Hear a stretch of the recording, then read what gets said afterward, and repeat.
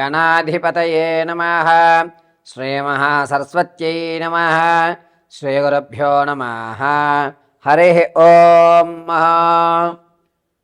ప్రతి మాసము కూడా గ్రహ సంచారంలో అనేటువంటివి ద్వాదశ రాశుల్లో జరుగుతూ ఉండడం వల్ల మేషం నుంచి మొదలుపెట్టుకుని మీనరాశి వరకు కూడా ఏ ఏ రాశిలో ఏ గ్రహస్థితులు మారడం వల్ల వారికి జరిగేటువంటి ప్రభావం ఏమిటి, ఏ స్థితిగతులు వాళ్ళు మారుతున్నారు, ఆర్థికంగా నిలబడేటువంటి అవకాశం ఏమన్నా ఉండబోతుందా, శత్రునాశనం ఏమన్నా జరిగే అవకాశం కానీ, లేదా శత్రువులు మనల్ని ఇబ్బంది పెట్టేటువంటి అవకాశం కానీ అసలు ఏ నెలలో జరుగుతుంది, జరగడానికి ఏ రాశి ప్రభావాల్లో ఏ నక్షత్ర ప్రభావయుక్తంతో ఏ స్థితిలో వాళ్ళు రావడం వల్ల మనలో ఆలోచనలు మారుతున్నాయి అనేటువంటి విషయంలో, పైగా ఈరోజు ఆలోచించేటువంటి విధానం రేపు ఉండదు.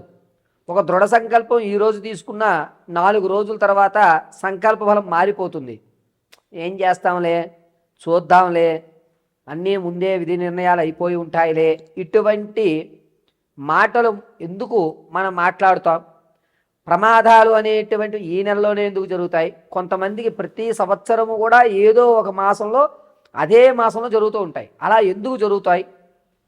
వీటన్నిటికీ గల కారణాలు ప్రధానంగా ఏమిటి అంటే, నక్షత్ర ప్రభావాల యుక్తంతో రాసులలో నవనాయకుల యొక్క సంచారణ మారడం వల్ల జరగటం అనేటువంటిది జరుగుతుంటుంది. పౌర్ణమి అమావాస్య వ్యవస్థతోటి గ్రహణాల యొక్క స్థితిగతులు అనుసరించుకుని ఈ నవగ్రహాలు స్థానాలు మారడం వల్ల మన యొక్క జాతకంలో అనేకమైనటువంటి మార్పులు జరిగి మనం అనుకున్నటువంటి అచీవ్మెంట్ అవ్వడం, చివరి వరకు ధనం వస్తుంది అనుకుని చివరి మూమెంట్లో రాకపోవడం, వివాహం అవ్వడానికి అన్ని ఏర్పాట్లు చేసుకున్న తర్వాత ఏదో ఒక ఇబ్బందితో దూరం అవ్వడం, ఈ నెల నేను కన్ఫామ్ అయ్యాను పర్వాలేదు అనుకున్నప్పుడు అది మళ్ళీ ఇబ్బంది పెట్టడం, ఎంత ప్రయత్నించినా ఉద్యోగ ప్రాప్తి కలగకపోవడం, ఎంతసేపటికి కూడా అందరూ బాగానే ఉన్నారు, నా యొక్క జాతకంలోనే ఇబ్బందిగా ఉంది, నేనొక్కడిని మాత్రమే సమాజానికి వ్యతిరేకంగా ఉన్నాను అనేటువంటి ఆలోచనలు రావడం, వీటన్నిటికీ గల కారణాలు ఏమిటంటే నవనాయకుల యొక్క స్థితిగతులు ఆధారం.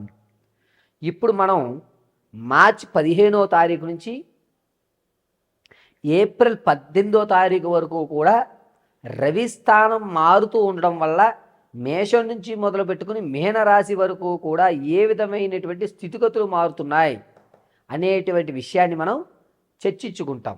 ఏ విధంగా వీరు ఆర్థికంగా కానీ లేదా వీరి ఆలోచన విధానాలు ఏమైనా మార్చుకోవాలా, ఈ నెల నుంచి వచ్చేటువంటి నెల వరకు కూడా వీరి యొక్క ఆలోచన యుక్తం మారడానికి ఏ విధమైన రెమెడీస్ చేసుకోవాలి, అదేవిధంగా కోర్టు సంబంధితం కానీ భార్యాభర్తల మధ్య చికాకులు కానీ లేకపోతే విద్యలో ఉన్నతమైన స్థితిగతులు పొందడం కానీ మీరు అనుకున్నటువంటి రంగంలో అనుకున్న విధంగా మీ యొక్క విజయకేతనం ఎగరవేయడానికి అనుకూల వాతావరణాలు ఎప్పుడు కలుగుతాయి, వీటన్నిటినీ మనం చాలా క్షుప్తంగా చాలా ఈజీగా మనం ఈ వీడియోస్ నుంచి తెలుసుకుంటాం. ఎక్కడి నుంచి? మేషం నుంచి మొదలుపెట్టుకుని మీనరాశి వరకు కూడా రవి సంచరించడం వల్ల జరిగేటువంటి స్థితిగతులు. అందరిలాగే ద్వాదశంలో రవి, అష్టమంలో రవి, రవిస్థానం గురుడు వక్రీభవిస్తూ 8వ ఇంటి నుంచి 11వ ఇంటికి చూస్తోంది. ఇలాగా మనం వివరించామనుకోండి, మీరు అర్థం చేసుకునేటువంటి స్థితులు కొంతమందికి ఉంటాయి, అర్థం కాని వారు కొంతమంది ఉంటారు. కాబట్టి రవిస్థానం మారుతూ ఉండడం వల్ల మేషం నుంచి మీనం వరకు ఏ ఏ ఫలితాలు జరగబోతున్నాయి అనేది మనం అత్యంత క్లియర్గా ఇప్పుడు మీకు వివరించి చెప్పడం జరుగుతుంది. ఈ రవి సంక్రమణ జరగడం అనేటువంటి దాని వల్ల జరిగేటువంటి ప్రభావాలు కేవలము గోచార రీత్యా మాత్రమే తెలియజేస్తున్నాను. ఇది గుర్తుపెట్టుకోండి, నేను తెలియజేసేది కేవలం గోచార రీత్యా మాత్రమే, వ్యక్తిగతంగా కాదు. ఈ విషయాన్ని దృష్టిలో పెట్టుకుని చక్కగా నేను చెప్పేటువంటి మేషం నుంచి మీనం వరకు కూడా రానున్న మార్చి 15వ తారీఖు నుంచి ఏప్రిల్ 18వ తారీఖు వరకు జరిగేటువంటి విపత్తులు, దానివల్ల తీసుకోవాల్సిన జాగ్రత్తలు, మనం ఎదరికి వెళ్ళాలంటే ఏ విధంగా ఉండాలి అనేటువంటి మన కఠినమైన నిర్ణయాలు ఇప్పుడు మనం తెలుసుకుందాం. తదుపరి తులారాశి వారికి మార్చి 17వ తారీఖు నుంచి ఏప్రిల్ 18 మధ్యలో జరిగేటువంటి రవి మార్పు వల్ల వీరు ఒక కఠినమైన నిర్ణయాలు తీసుకుంటారు. నేను ఇలా ఉండకూడదు, జనాలకి దూరంగా ఉండాలి, జనాలకి దూరంగా ఉండి నేనేంటో నిరూపిస్తే కానీ వీరందరూ నా మాట వినరు, డబ్బే ప్రధానం, ఇప్పుడు వరకు నేను మనుషులు కావాలి అని నిర్ణయం తీసుకున్నాను, కాదు డబ్బే ప్రధానంగా కావాలి అని ఒక ఖచ్చితమైన నిర్ణయానికి మీరు రావడం జరుగుతుంది. పైగా రాజకీయంలో ఉన్న వారికి కొన్ని కోర్టు సంబంధితం కానీ లేకపోతే ఈ రాజకీయంలో అనేకమైనటువంటి వాళ్ళు మిమ్మల్ని ఇబ్బంది ఎంతలా పెడతారు అంటే చివరికి రాజకీయం అన్నా వదిలేద్దామా లేకపోతే వీళ్ళు అంతేనా చూడాలా అనేటువంటి ప్రశ్నలో ఏదో ఒకటైతే ఖచ్చితంగా తులారాశి వారు నిర్ణయం తీసేసుకుంటారు. పైగా పాత కేసులు కానీ ముందు మీరు కోర్టుకు సంబంధించిన వ్యవస్థలు ఏవైతే ఉన్నాయో అవి పునరుద్ధరీకరణ అయ్యి మళ్ళా మిమ్మల్ని విసుగెత్తిచ్చేటువంటి అవకాశం లభిస్తోంది.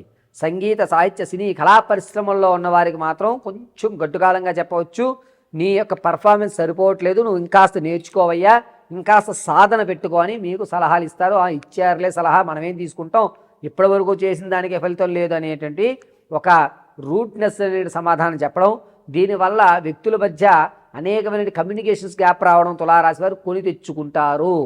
విద్యార్థులకైతే జ్ఞాపకశక్తి కొంచెం తగ్గుతుంది, ఇతర కార్యక్రమాల్లో ఉన్నతంగా ఆలోచించుకోవడం జరుగుతుంది. పైగా వ్యాపారస్తులు మాత్రం కాస్త నష్టపోయేటువంటి అవకాశం మార్చి 27వ తారీఖు నుంచి ఏప్రిల్ 14వ తారీఖు వరకు కూడా నష్టాలు ఎక్కువగా చవి చూసేటువంటి అవకాశం లభిస్తుంది. నిరుద్యోగులకి ఉద్యోగ ప్రాప్తిని ఇతరుల అంటే థర్డ్ పర్సన్ వల్ల కన్ఫర్మ్ అయ్యేటువంటి అవకాశాలు ఏర్పడుతున్నాయి. సంతానం కొరకు ఎవరైతే చూస్తున్నారో ఈ నెల కూడా కొంచెం గడ్డుకాలంగానే ఉంది. వివాహం కొరకు చూసే వాళ్ళకి మాత్రం అద్భుతంగా కలిసి వచ్చేటువంటి సూచన చెప్పవచ్చు. ఈ తులారాశి వారు ఈ నెలంతా కూడాను మీరు తీసుకునేటువంటి నిర్ణయాన్ని గట్టిగా ఖచ్చితంగా చెప్తూ ఉండడం వల్ల ఎదుటి వ్యక్తి మిమ్మల్ని అపార్థం చేసుకునే అవకాశం ఉంటుంది. కాబట్టి వీరు ముఖ్యంగా మృత్యుంజయ మహామంత్రాన్ని కానీ లేదా నరసింహ స్తోత్రాన్ని కానీ వినడం అత్యంత అద్భుతం. వీటి వల్ల మాత్రం వీళ్ళు వచ్చేటువంటి సమస్యని దాటగలడం జరుగుతుంది. కాబట్టి ఈ తులారాశి వారు ఈ నెలంతా కూడాను నృసింహ మహామంత్రాన్ని లేదా ఇంతవరకు చెప్పినటువంటిగా మృత్యుంజయ మహామంత్రాన్ని పఠించుకోండి, అద్భుతంగా కలిసి వస్తుంది. వీరు ప్రతిరోజు కూడా చందనాన్ని అడ్డంగా ధరించండి, నారాయణ కటాక్షం కలుగుతుంది.